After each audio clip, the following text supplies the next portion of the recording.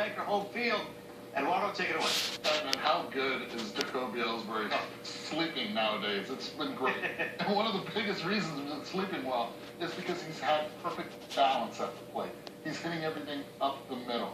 He's being quiet with his feet, quick with his hands, just covering every inch of the part of the plate, inside and out, knowing the strike zone. Let's look at the side view right now from the third at-bat he had, which he hit right up the middle. The balance was perfect, not trying to do too much, being that leadoff hitter, getting on, putting the pressure on the pitcher. You see right then and there, he starts rocking back. Look where he puts all the strength, on the inside part of his back leg. Now he thrusts that top part, his hands go back, his feet go forward, and then keeping his eye behind the baseball. You see him hit it, doesn't take his head off the ball, perfect balance.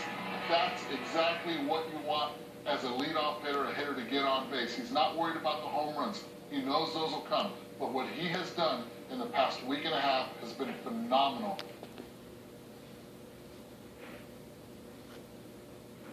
Chris Singleton, breaking down some outfield defense. Oh, we saw all kinds of plays this afternoon and into the night. Major leagues around, American League and National League. And there were some good ones and there were some bad ones, and you had some sun issues. So let's take a look and learn a few lessons. We go to Camden Yards, Brett Gardner in left field.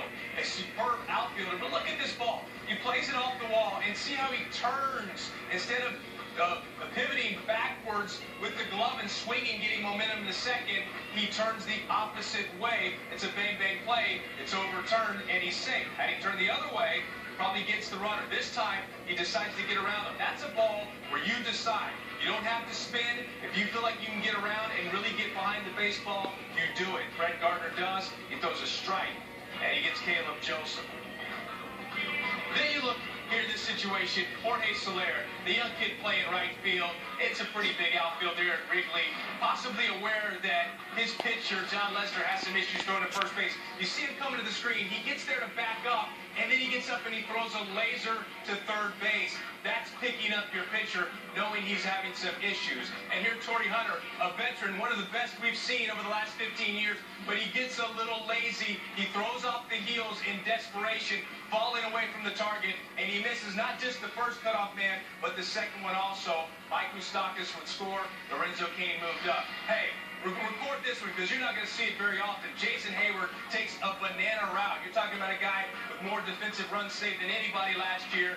Doesn't take that route. Didn't see it off the bat very well. Got to take a little bit deeper. And this ball in the sun, center fielder has to take control and command of the outfield. Bryce Harper, he is yielding to the center fielder because he's played center field before and he knows. Now look at Grady Sizemore here, dealing with the sun also. It's pretty tough because you have no one to back you up. You're moving into the corner. You've got to just hang with it and trust that it'll come out. Sizemore's had that play plenty of times over the course of the career, and he got beat. One thing I found with the sun and issues like we saw in the outfield today and center fielders, the number one thing, communication. You have to talk before the pitch to your corner guys and let them know, hey, listen, I'm having problems if I come this way. I need you to help me and cheat over if there's a ball in the right center gap or in the left center gap. And then you also have to take some steps as an outfielder and say, okay, if the sun's on me, it's tougher if I'm moving to my left. So what I'm going to do is I'm going to play myself perhaps a little more to the left. I might be slightly out of position, but what I'm doing is giving myself an opportunity to move away from the sun and perhaps make a great play instead of getting stuck. You always want to get that glove high up in the air, and the best you possibly can, stay low and trust, even when you lose it, that it's going to come out. You have to trust it. Guys, back to you. Chris.